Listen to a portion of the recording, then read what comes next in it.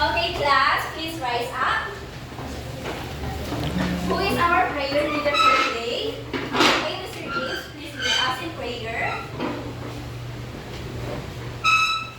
Let's bow our heads into the presence of the Lord.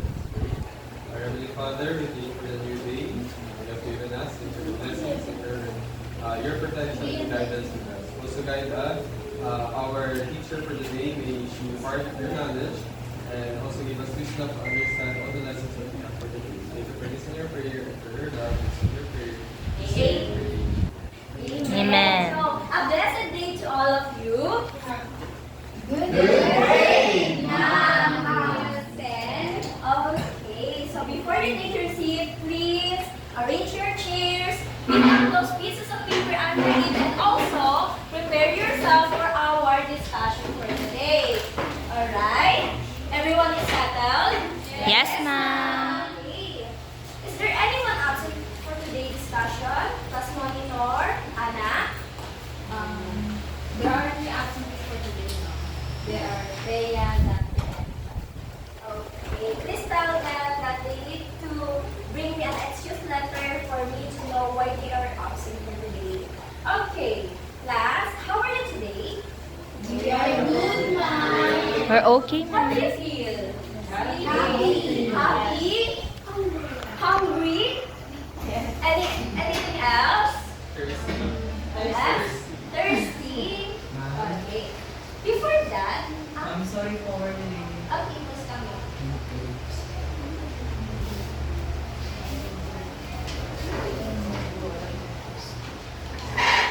Now, class, we will proceed for our discussion. But before that, I want to discuss to you our class rules. First, okay, you need to walk. Listen and participate. In our discussion, you need to listen and to participate so that I will be able to assess if you are going to learn from our discussion. Next. Raise your hands if you have questions or want to answer. Okay. And for the last one, Observe silence when other is speaking. yes. And that, are you ready for our activity for today? Yes, ma'am. Are you sure?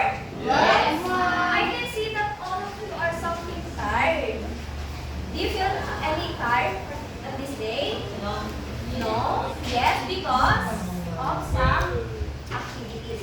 Well, to boost your energy, let us have an activity. Okay. And our activity entitled Express Me in Silence. Okay. Now, this is the directions of our game. Okay, please read in chorus. The class will be divided into two groups. Each member of the group will pick from the box that has words that need to be expressed by the representatives and will express the given word without saying anything.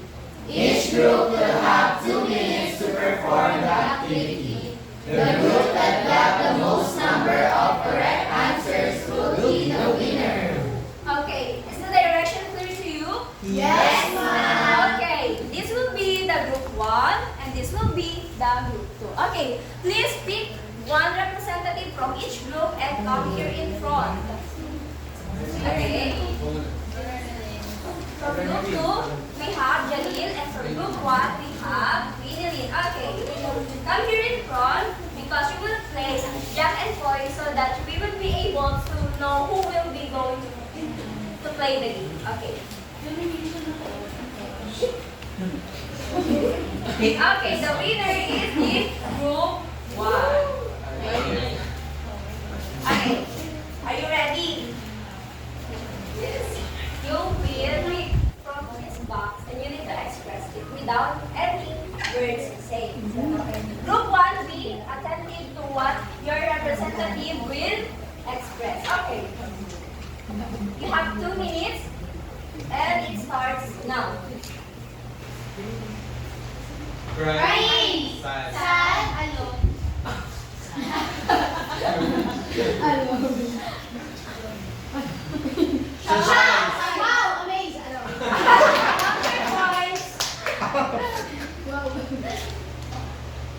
Scared. Fear, afraid.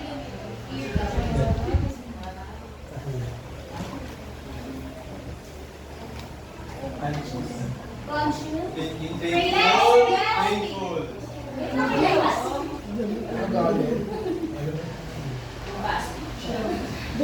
No. No? Rejecting. Negating. Pass. Ako yung pass.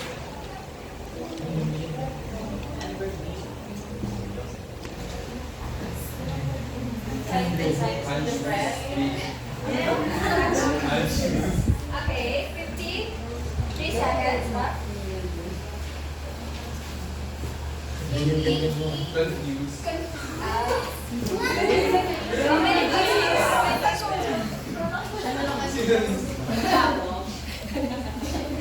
Dinilas?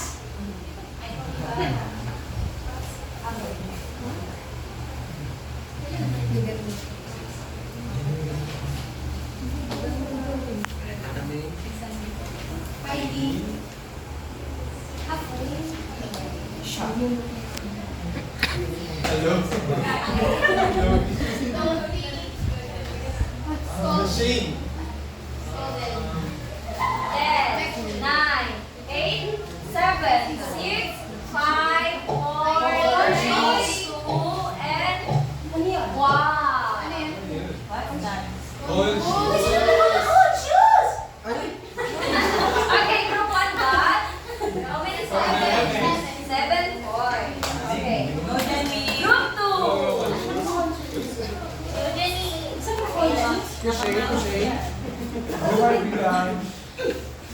Okay, your 2 minutes start now.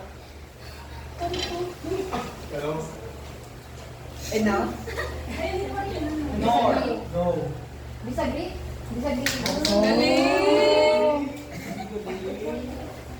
Vomiting. Puking. Puking. Disgust.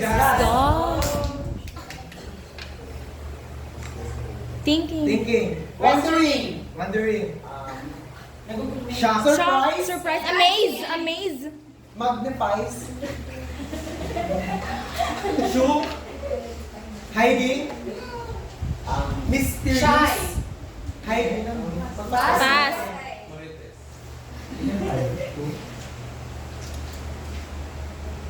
Shy.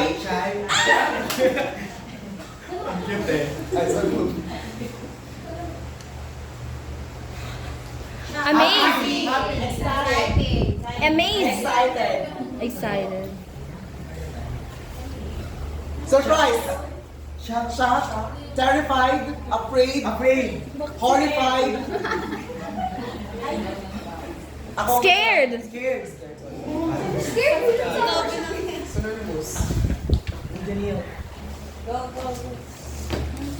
Disappointed. Oh.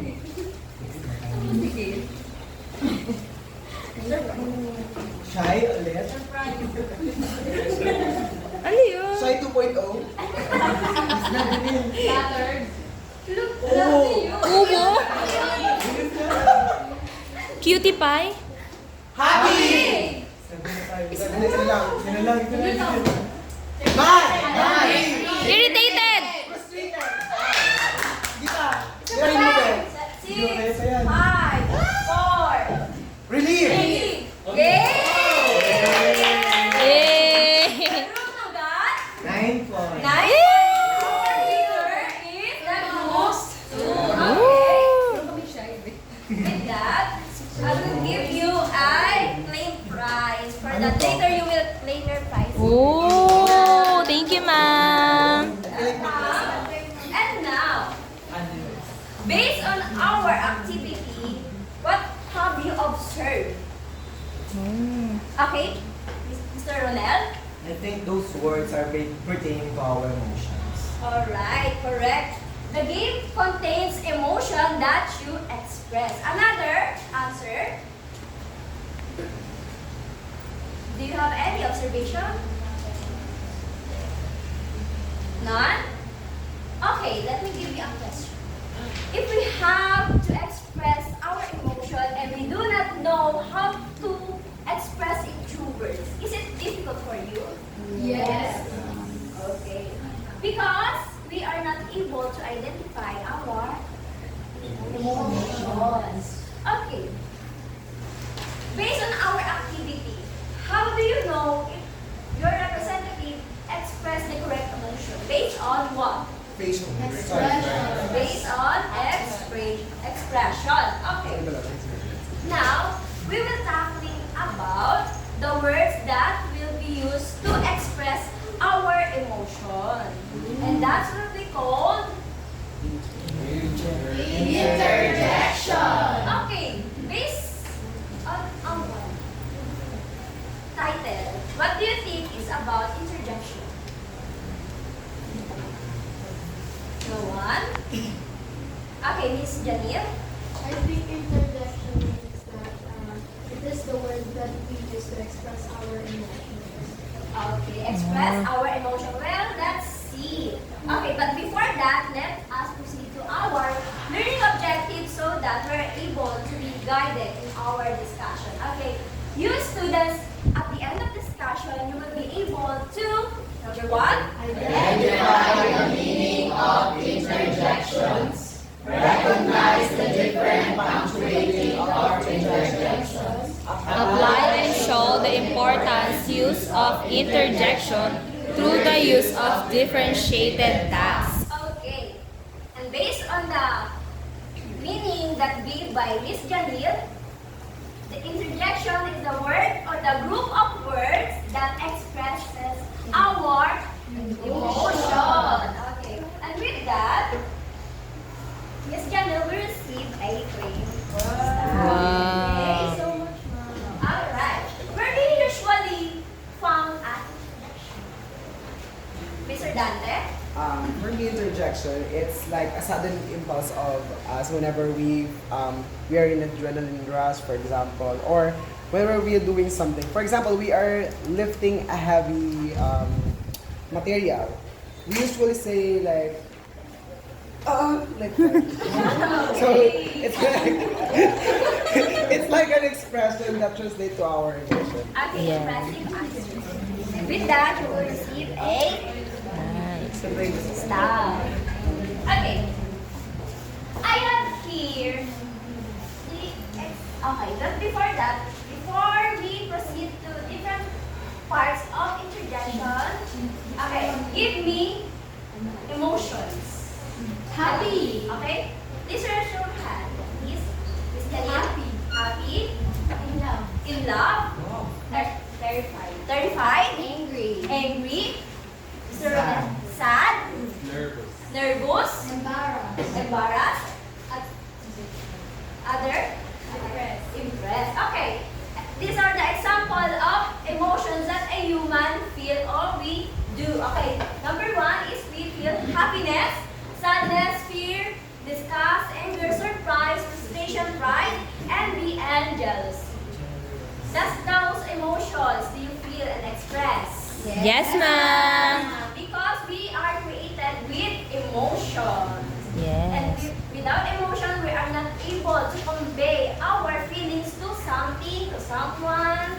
Okay? Yes. And with that, now we are talking about where do you usually find the interjection? Usually, it's okay. I cannot forget when I'm reading Wattpad, there always is words that express emotions before the sentences. So, sorry. Okay, and with that, you usually found the interjection in the novels. I mean, in the sentence, where do you usually found an interjection? The end. In the End. and anything before the sentences. Okay. Is there any other answer? At the beginning of sentence. Beginning, given, the end. In the middle. Okay, in the middle. Let's see if your answer is here. I have here an example of sentence. Okay. included by this sentence? Anyone? Mr. Romeo? That's very fun. Okay, what do you think is the emotion? I think the emotions is very depressed to someone performance. Okay. And where do you think is the interjection? What word used as being interjection? The word? The word? The word? Okay, someone help Mr. Borromeo. Okay, Miss Jalil? The word The word? G. And that is correct. Okay. We usually found interjection in the beginning. Okay. Based on the example of Mr. James, he usually saw an interjection in the beginning and in the example in the storybook, Wattpad, because we are able to identify the character's emotion because we use interjection. How about in these sentences? In this sentence, rather. Can someone guess the emotion of this? Can someone please read it with emotion? Okay, I see Mr. Ronel is raising his hand. I found that yes, I had forgotten. I found that yes, I had forgotten it. Okay, what do you think is the emotion? I think the word yes. Emotion. The emotion. Other emotion. I think surprise. Right, so okay, let's see if your answer is correct. Okay, the interjection. Yes. The word.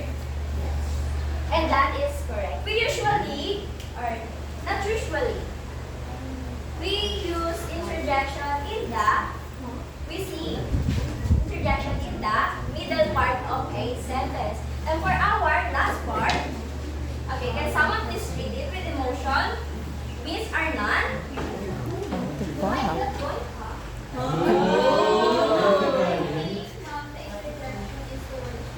The word? Huh? And the emotion? it looks like someone is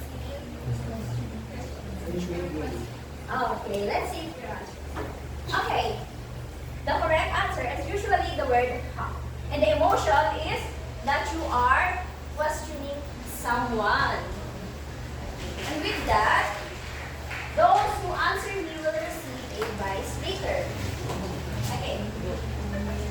And what do you think? Okay, now that we identify the interjection, we usually see it in the beginning. It can be in the Middle. and in the End. Okay, sentences. Come in. Okay, Come in. but do you think there's something missing here?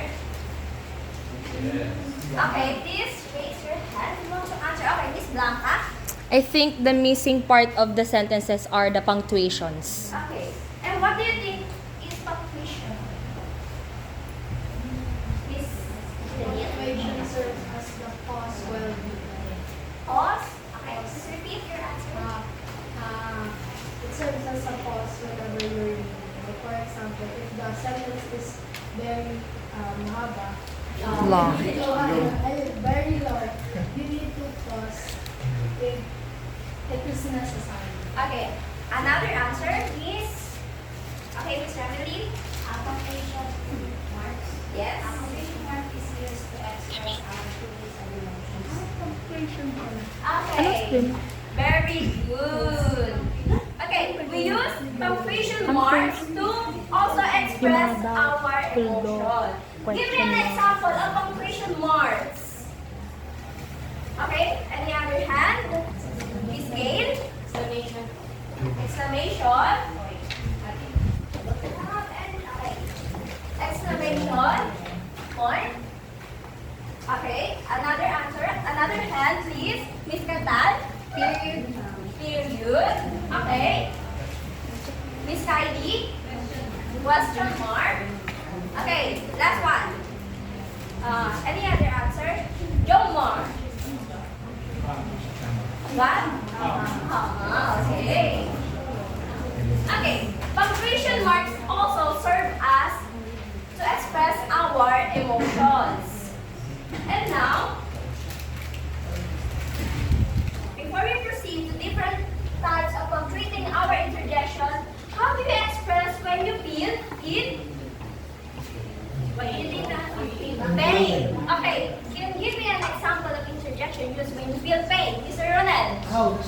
Ouch. Okay, any other answer? Arch. Arch. Okay. Ow. And with that, let's proceed to other. What do you think it is? Comforting. Comforting or show your empathy to someone. How do you express? It's okay. Oh, it's okay. Oh, okay. Okay, how about discuss? Oh, you don't like something.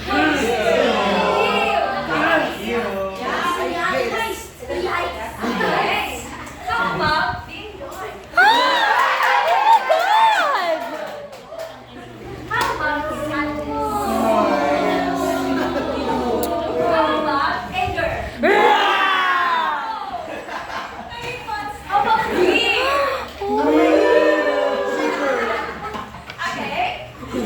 I have here also the example of different words that used in interjection. Do you see the words that you usually use? Yes. And with that, can someone give me an example of interjection based on our chart? Okay, Mr. Dante. Jeez, I almost fell. Oh, what a wonderful expression. You use the word Jeez. G is to express the emotion of. Okay. Shocking and surprising. Shock combined with love. Oh, very good. And with that, let's proceed to completing our interjections. Okay, I want you to analyze this sentence. Can someone please read it for me? With emotion, please. Mr. Ronel. Well, that's fine. Okay, this remains standing. Okay. Based on the emotion you are expressing. I don't know what's the question. Okay, based on our example, what do you think is the emotion that you want to express with this? It's, yeah, that's what they said. Unbothered. Well, it's fine. Okay, valid. And what do you think is your emotion? Is it too high, too low, or in the middle? I think in the middle. In the middle. Let's see. Okay, you may see it. Thank you. This is called a mild interjection. Okay, and those emotions that in the middle, or which means in a casual conversation, we use a comma to separate our interjection in the sentence. Okay, and obviously the interjection used, or the word used as an interjection is the word well. Okay. Please take note that if your emotion is in the mild or in the middle, you need to use the okay, how about this one? Okay, can someone please raise your hand to express it? Okay, Miss Chara. Huh? I don't understand. Please remain standing. What do you think is the emotion that you want to express by reading this? I think the emotion folder is confused. Confused, or you are questioning? Questioning someone what he or she said. Okay. And with that, what word that's used as an interjection here in the sentence? The word hapo. Okay, that's correct. And this is called a questioning interjection. And those questioning interjections are followed by, obviously, if you question something, you need to use the punctuation mark. Question mark. Do you understand? Yes, ma'am. Now, how about this one? Can someone please raise your hand? Okay, Miss Yana. Yay! I got a high score! Okay, based on your emotion, what do you want to express? I'm very happy. Okay, and what the introduction used? Yay! Perfect. And with that, take note that yay is a emotion that shows strong emotion. Exclamation mark! Can someone give me an example of a strong emotion aside from being happy? Okay, Mr. James? Being angry.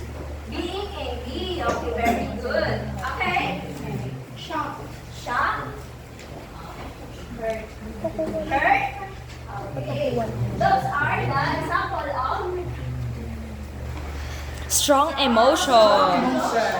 okay. Now we are done in completing our Interjection. Can someone give me an example or create a sentence using interjection with a mild interjection?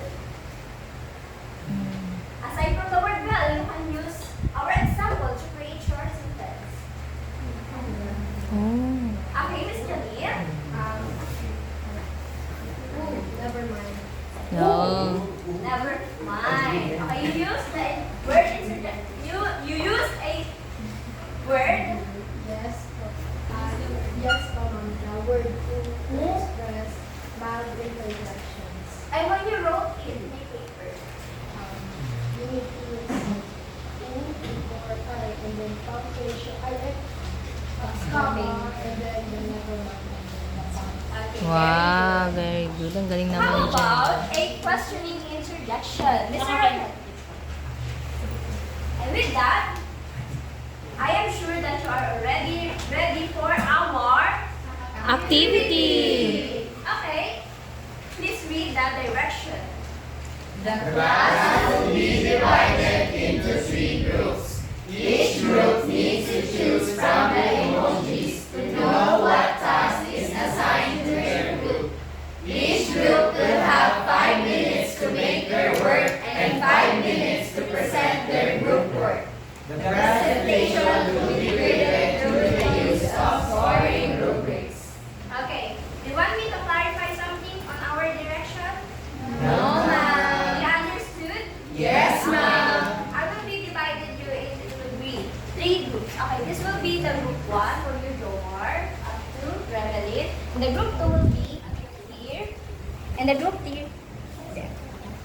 Please choose one representative from each group and come here in front.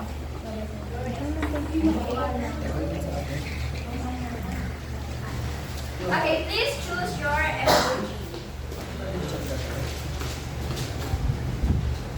Okay, open it and read your tags.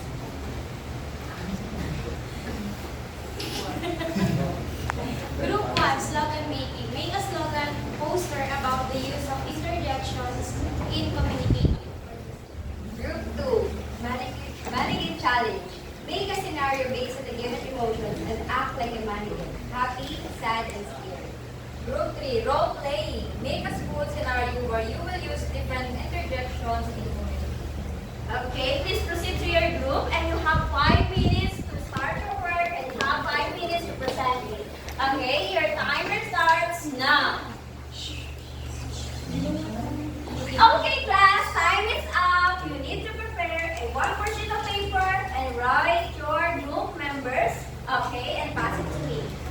Okay, for the first presenter will be the group 1. Please come in front and proceed. Okay, the group 1 making a slogan. Okay, let's give a round of applause for the group 1. Okay, for the group 2, they will make a role playing. What an impressive activity! Okay, for the group 3, they will make a mannequin challenge. Okay, oh, okay, rather, it's group 2 pala. Okay, let's give them a round of applause. My goodness, your section is doing great. Because in your activity you show a very impressive works, and with that you will all receive a perfect score. And if you are worried about how I score you, this will be your rubrics. The content of your presentation is 25. Presentation is 10.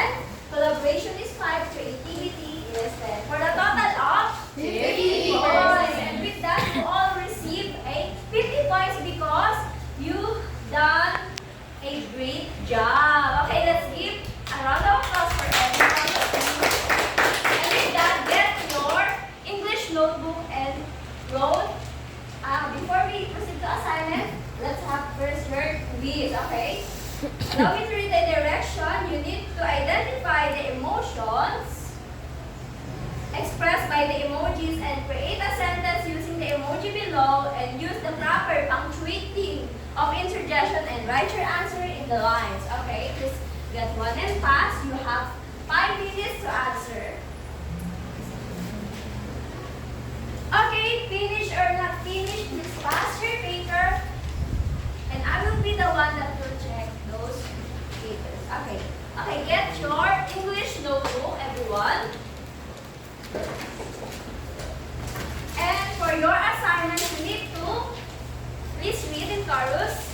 Make a 300-word essay using the guide questions.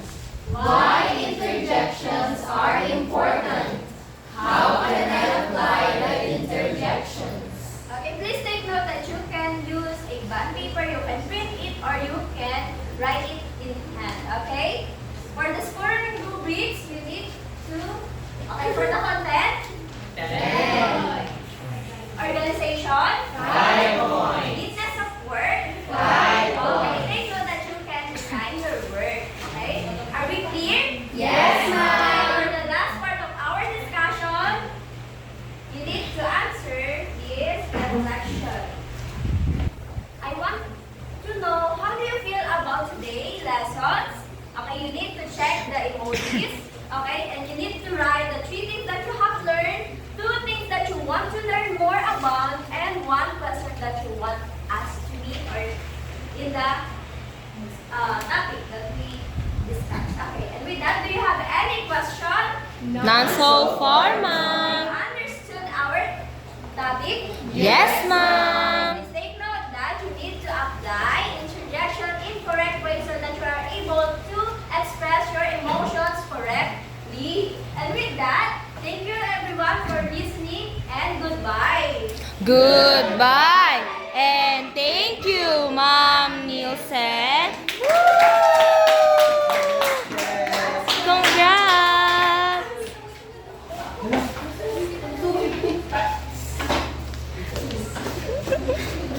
Congrats. Galing-galing.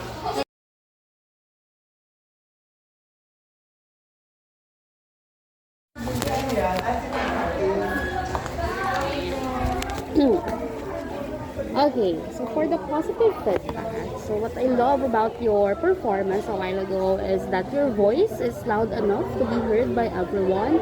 Knowing na sa DepEd, sobrang daming estudyante, right? So maintain natin yung ating boses na ganun kalakas. Okay, kay loud and clear naman. You have a good energy, but hindi lang siya na-maintain. Wherein sa pinaka-umpisa, sobrang taas ng energy. But as it goes by, bumababa, tataas. So kapag demo teaching, you have to maintain your energy. Okay, be consistent tayo sa energy natin. You also notice the late students, but better if you ask them the reason why they are late. Hindi yung agad sila. Diba? So kapag may mga late na students, you should ask them the reason why they are late, and it's up to you if you are going to consider it or not. Okay? You have a very engaging motivation. Yun nga lang masyadong mahaba. Yung time, better na tig 1 minute lang per group. Kasi ang motivation, maximum 3 minutes lang siya. Pero maganda naman yung motivation. Okay, and then right after the motivation, you ask them follow-up questions. So based on our activity a while ago, okay, what did you observe in our activity, and what do you think is our lesson for today? We're nag-ask ka ng ganung question, and that is good also. You are asking the students about their ideas, most especially about their prior knowledge regarding your topic, which is good kasi mas nare-recall ni students yung mga previous lesson nila. Okay, and na-assess mo if the learners already have a prior knowledge regarding your lesson, and you are calling different students, so hindi ka lang nag-focus kung sino yung mga nag-raise numbers. Wherein you involve everyone. You ask them to construct their own sentences, but better if you let them write it on the board. Para makikita natin if tama ba yung construction ng sentence, tama yung capitalization, punctuation, and most especially their spelling. Okay, so mas okay if pinapasulat natin sa board yung kanilang sagot. You are calling someone to read. You have art of questioning, wherein you are throwing tons of questions, so hindi sa'yo nanggagaling yung information sa una. Meaning to say, hindi tayo nag-spoon fed. Very active yung ating klase, wherein hindi mo binabato agad lahat ng information. So you will ask them first, And then after nun, ikaw na mismo yung magbibigay ng correct answer, which is good. Kasi in today's century, we are just a facilitator, wherein we facilitate the prior knowledge of our learners. Okay? You always make sure that the learners understand the mechanics. So, right after you read the mechanics, hindi ka agad nagpo-proceed sa activity. Wherein right after you read, you ask them if they really understood the mechanics. So, through that, hindi nagkakagulo yung mga estudyante. Okay? You provided feedback right after the activity, pero better if individual feedback, di ba? Hindi yung, kasi nangyari pang lahat ng feedback yung nangyari and yung score pang lahat din. So kapag mag-feedback tayo, each group dapat bibigyan natin ng feedback. Okay, so sa mga things to improve lang, recap.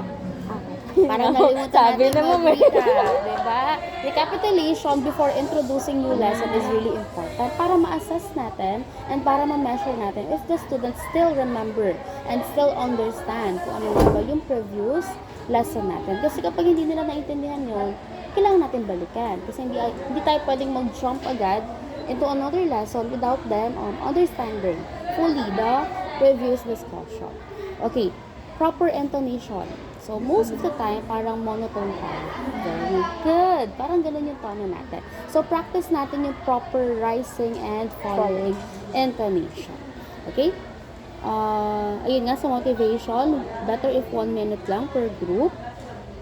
Sa motivation din, better if you write the score on the board. So, para mas nakikita ni students, ay, 1 point na lang yung kulang natin para tayo manalo.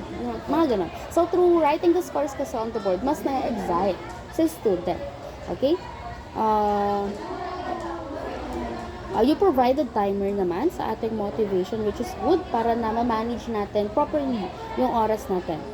Okay, grammar and pronunciation na lang din. Most especially na pronunciation. Medyo din tayo nahihirapan. So, try to relax lang when you are speaking. Okay?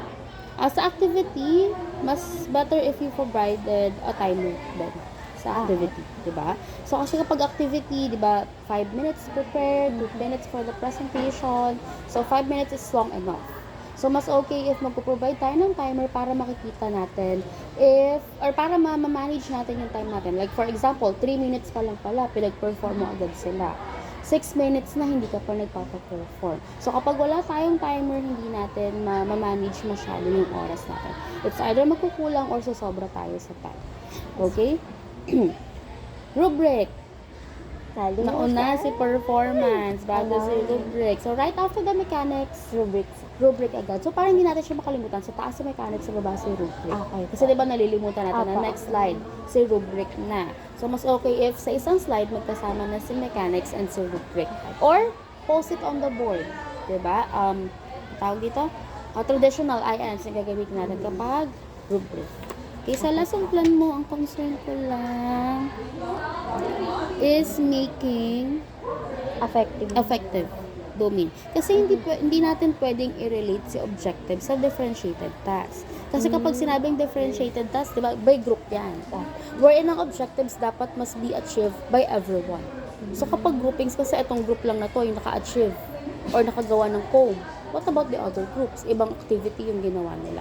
So, hindi lahat is makaka-achieve na kapag differentiated task yung ating objectives. Ano kaya, dun din ako mamhirap yung actually, sa effective is the most crucial in making objective. So, kapag kasi effective naman, more on appreciate, through writing an essay, yung mga ganun.